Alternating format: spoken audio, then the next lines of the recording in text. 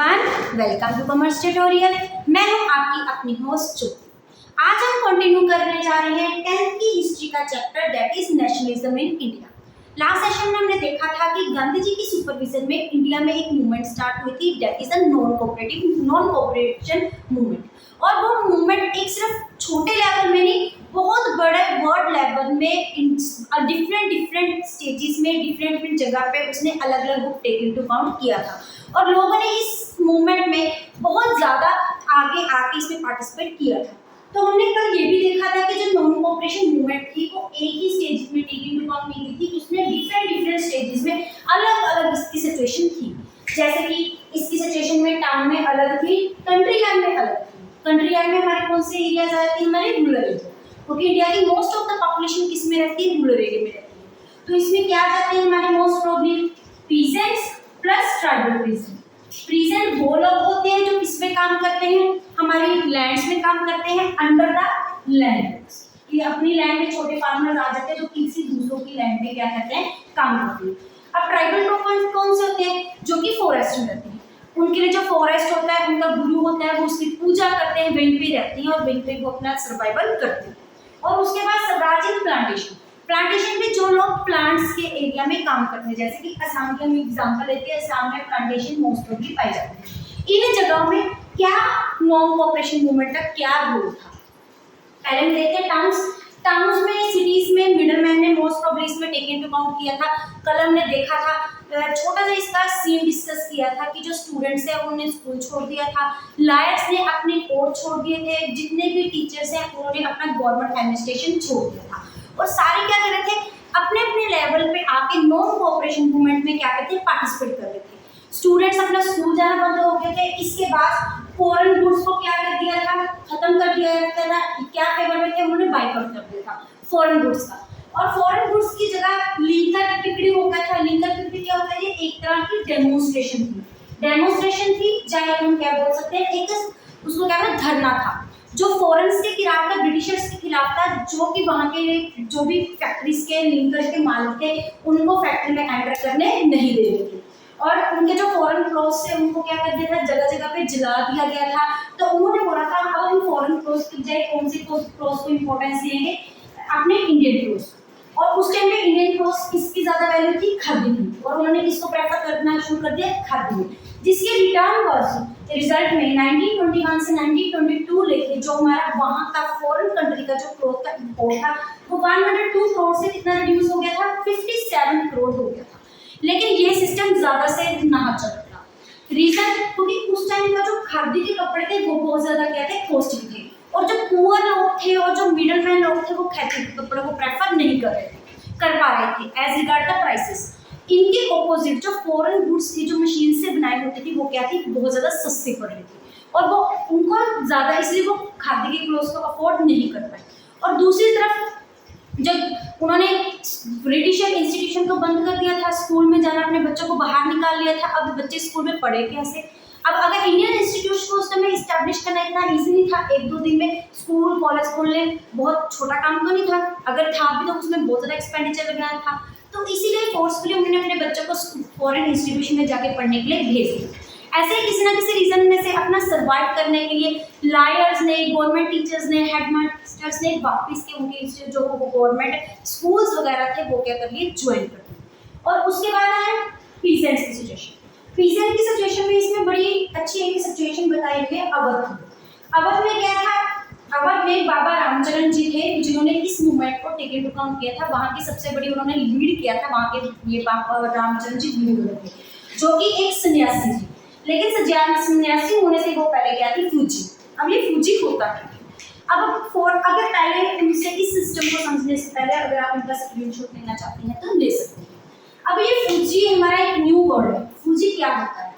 Foreign countries में, foreign British इरा जब हमारी इंडिया में था तो इंडियंस के लोगों को फोर्सफुली क्या उठा के लेके जा रहे थे, दूसरे लैंडलॉर्ड्स अपनी लैंड्स में फार्मर का काम करवा रहे थे एज ए पीजेंट। और लेकिन उनको और जो फ्री ऑफ क्या करते थे वहाँ पे प्राइस उनके क्या करते थे? काम करते थे, फोर्सफुली उठा के लेके जाते थे। आप अपनी जगह को छोड़ के हमारे घर में आके, हमारे फील्ड में आके, दूसरे देशों में आके आप काम करो। जैसे कि इसकी बेस्ट एग्जांपल है कि यहाँ के लोगों को उठा के पहले टाइम पे कहाँ पे लेके जाते थे, अफ्रीका में लेके जाते थे, इंडिया के डिफरेंट डिफरेंट पार्ट्स में लेके जाते थे, बड़े बड़े लैंडलॉर्ड्स की फार्मर्स में लैंड्स में, ताकि वो वहाँ पे जाके क्या कर सके, काम कर सके। उन्होंने किसके खिलाफ अपनी मूवमेंट स्टार्ट की, तुलुकदार और लैंडलॉर्ड्स के खिलाफ। लेकिन महात्मा गांधी जी का जो मेन इरा था वो किनके खिलाफ था, ब्रिटिशर्स के खिलाफ। अलग अलग लोगों ने, अलग अलग पर्सन्स ने, अलग अलग सिस्टम्स ने उनकी एस्पिरेशन को, उनकी मूवमेंट को अपने व्यूज में, अपने पॉइंट ऑफ व्यू से अलग अलग टेक इनटू अकाउंट किया। और तुलुकदार उस टाइम क्या थे, उनसे उनकी लैंड से पीजेंट से हाई सेस चार्ज करते थे, जिसको आजकल के फॉर्म में हम टैक्सेस भी बोल देते हैं। और उसके बाद वो बेजर थे, क्यों, वो उनकी लैंड में काम तो करते थे, लेके तो जाते थे काम करवाने के लिए, लेकिन उनके बदले में उनको कोई भी प्राइस पे नहीं करते थे। अल्टीमेट ना ही उनको कोई वेजेस दी जाती थी, ना ही उनको प्रोडक्शन की फूड ग्रेन्स क्रॉप्स कुछ भी प्रोवाइड किया जाता था। तो एज अ रिजल्ट उन्होंने क्या शुरू कर दिया, उनके खिलाफ आंदोलन शुरू कर दिया। उनके खिलाफ हो गए तुलुकदार और लैंडलॉर्ड्स के खिलाफ। और उन्होंने क्या बोला कि ना ही हम आज से सेस पे करेंगे, हाई टैक्स पे करेंगे, और हमें इस सिचुएशन से भी क्या दी जाए, आजादी दी जाए। इसके अलावा नाई धोबी बंस जगह जगह पे इकट्ठे किए, ये क्या कि नाई और धोबी की कमेटी बना ली, कि उन्होंने बोला ना ही हम ब्रिटिशर्स के, ना ही हम लैंडलॉर्ड्स और तुलुकदार के कपड़े धोएंगे, और ना ही हम उनकी शेविंग करेंगे। एट द रिजल्ट 1920 में जवाहरलाल नेहरू जी ने एक मुहिम में भी शामिल हुए थे। वो डिफरेंट डिफरेंट एरियाज में, डिफरेंट डिफरेंट रूरल एरिया में जाके वहाँ का मुआयना करा रहे थे, और वहाँ के रूरल एरिया के लोगों को अपनी मुहिम में, अपनी मूवमेंट में शामिल कर रहे थे, ताकि इस मूवमेंट को बहुत वाइड सेपरेटली इकट्ठा किया जाए। एज अ रिजल्ट उन्होंने उड़द किसान सभा बनाई, जिसके अंदर उड़द किसान सभा एक बनाई, जिसके अंदर 300 ब्रांचेस अलग अलग रूरल एरिया में इस्टेब्लिश की। जैसे कि बैंक इस्टेब्लिश की जाती हैं, वैसे कि डिफरेंट डिफरेंट एरियाज में 300 ब्रांचेस की इस्टेब्लिश की थी। और लेकिन उस टाइम पे लोगों ने, गांधी जी ने मेन इम्पेंसिव जो उनके आइडियाज थे, दैट इज उनकी जो मूवमेंट थी, that was based on the non violence. उन्होंने इसका क्या किया, वायलेंट रूप ले लिया। एज ए रिजल्ट उन्होंने क्या किया, 1921 पे अलग अलग तुलुकदार और लैंडलॉर्ड्स को क्या करते, अटैक किया, उनको लूटा, उनके घरों में जाके, और वहाँ का जो ग्रेन्स था, उनका अनाज था, वो क्या कर दिया, इकट्ठा कर दिया। और उन्होंने अपनी तरफ से उन्होंने एक डिक्लेरेशन कर दी कि महात्मा गांधी जी कह रहे हैं कि अब से ना ही वो कोई आम जनता टैक्स पे करेगी, और ना ही जो उनकी जो लैंड है वो रीडिस्ट्रीब्यूट कर दी जाएगी between the poor people, between the people. उसमें कोई भी लैंडलॉर्ड और तुलुकदार का कंट्रोल नहीं होगा। इट मीन्स उन्होंने नॉन कोऑपरेशन मूवमेंट में पार्टिसिपेट तो किया, लेकिन अपने बेस में, अपने बेस मतलब अपनी सिचुएशन को दूर इम्प्रूव करने। इसके बाद इसकी कंडीशन आ जाती है ट्राइबल पीजेंट्स।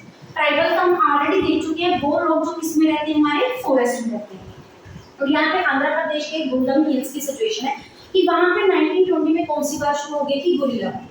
अब ये गुरिल्ला वार होती क्या है, ये एक टेम्परेरी आर्मी होती है जो कि आर्म्ड फोर्सेस के साथ एक वॉर स्टार्ट करते हैं with the help of armed forces. Armed मतलब हथियार, मतलब in other words we can say उन्होंने कौन सा तरीका अपनाया, वायलेंस का तरीका।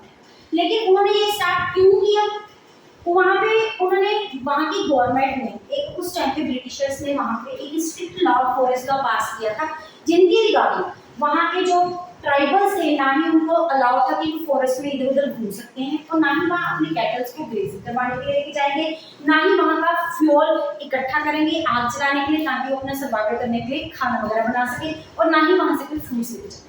तो इस चीज़ के खिलाफ वहाँ के ट्राइबल्स हुए। रीजन उनके लिए जो फॉरेस्ट है वो क्या कहते हैं, गॉड थी, वो उनकी क्या करते थे, वर्शिप करते थे। एज रिगार्ड्स वहाँ पे उन्होंने एक अलोरी सीताराम जी हैं, जिनके अंडर ये मुहिम, जिनके अंडर ये मूवमेंट स्टार्ट हुई थी 1924। उन्होंने बोला कि इनके खिलाफ, जो कि अपने आप को कहते थे कि we have to fight with armed forces, वो पूर्ण लोगों के फेवर में थे, और वो महात्मा गांधी जी के भी बहुत ज़्यादा प्रेस करते थे, उनके रूल्स और रेगुलेशंस को मानते थे। जैसे महात्मा गांधी जी कहते थे कि हमें खादी का कपड़ा पहनना चाहिए, हमें ड्रिंकिंग नहीं करनी चाहिए, लेकिन वो एक चीज़ के सख्त खिलाफ थे। वो कहते थे कि नॉन वायलेंस से कुछ भी नहीं हो सकता, हमें जो कुछ लेना है किसकी हेल्प से लेना है, फोर्सफुली लेना पड़ेगा, फोर्स की हेल्प से लेना पड़ेगा, मीन्स आर्म फोर्सेस का नाम से लेना पड़ेगा।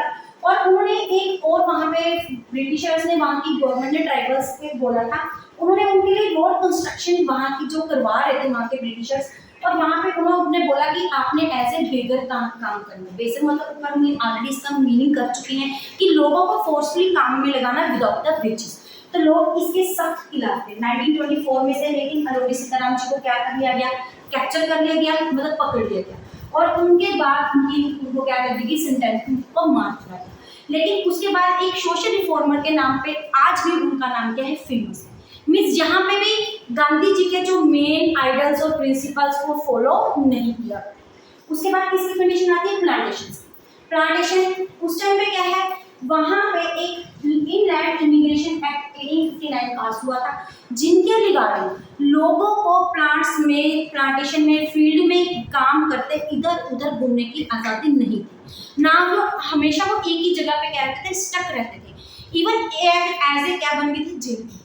तो जब उन्होंने नॉन कोऑपरेशन मूवमेंट के बारे में सुना, उन्होंने क्या किया, उन्होंने भी एग्रेसिव रिवोल्ट इस मूवमेंट के फेवर में स्टार्ट किया। तो उन्होंने बोला कि अब हम प्लांटेशन में काम नहीं करेंगे।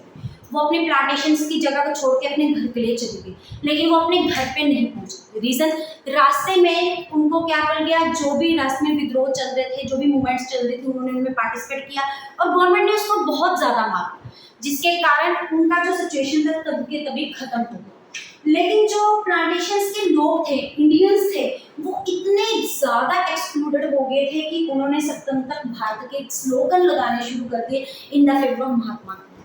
अपनी एस्पिरेशंस को वो इतने ज़्यादा, इंडिया के डिफरेंट कास्ट के, डिफरेंट स्टेट्स के लोग इतने ज़्यादा इन्फ्लुएंस हो गए थे कि वो बहुत ज़्यादा कंपैरेटिव हो चुके थे। और उन्होंने क्या किया, एंड में महात्मा गांधी जी के फेवर में काम किया और सारी कांग्रेस के अंदर वो सारी सभी में क्या क्रिएट होगी, यूनिटी क्रिएट।